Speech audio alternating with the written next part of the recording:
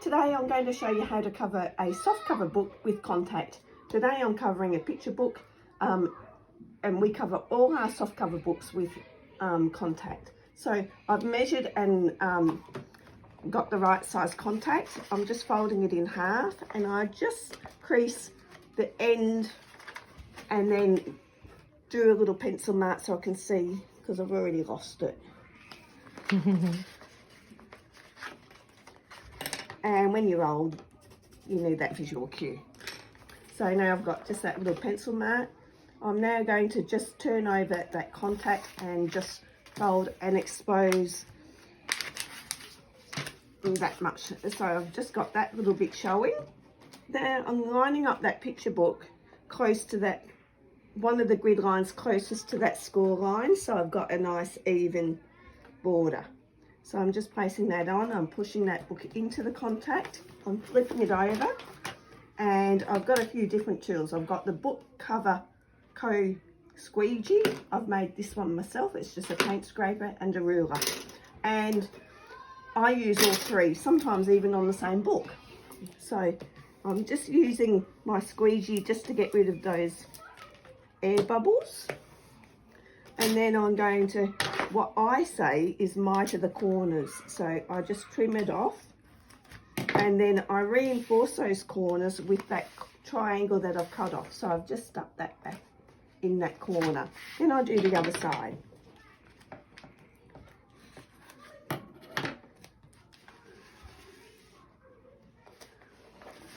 Okay, now before I go any further, I'll flip it back.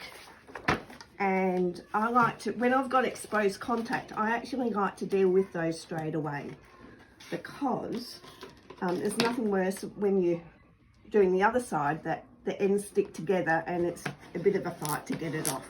And that way you can get rid of all your air bubbles all at once as well. So now I'm flipping it back.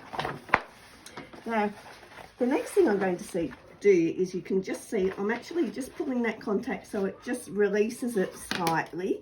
And then I can use my ruler, and that gives a nice clean contact with the book.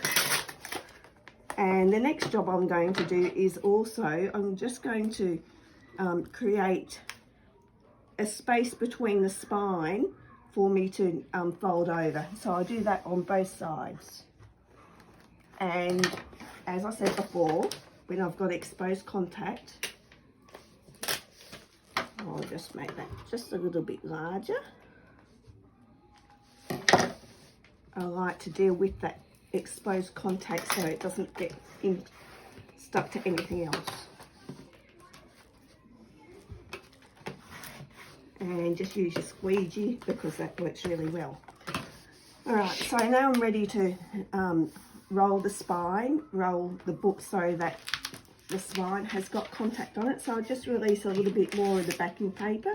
I use my elbow, like this part of my forearm, just to hold that contact in place, and it gives it a nice torque.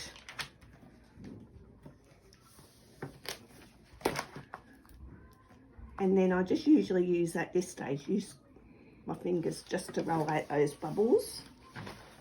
So just around the spine, I'm just cutting a little bit there.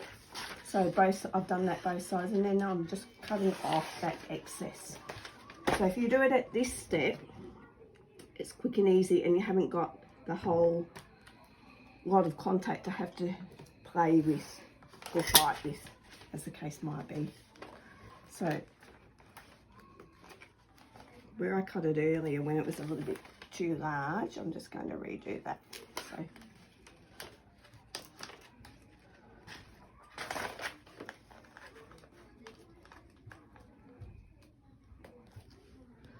and that just allows you to get in really nice and closely to the edge of the book so that there's not stuff sticking out. All right, now we're ready to finish. So we're at that stage where we've done the back, we've rolled it, and now we're on to the front. So like before, I'm just going to pull it slightly just to release the contact from the backing paper, and then use my ruler again.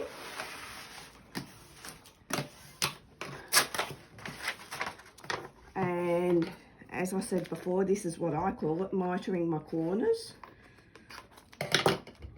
and stick that excess in that corner, and it just gives that a little bit of extra thickness which protects the book.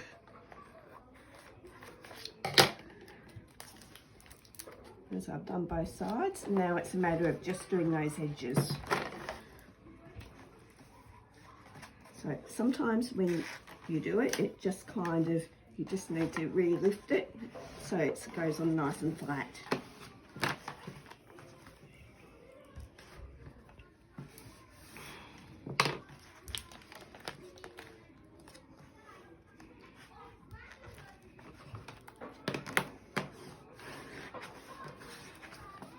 Done.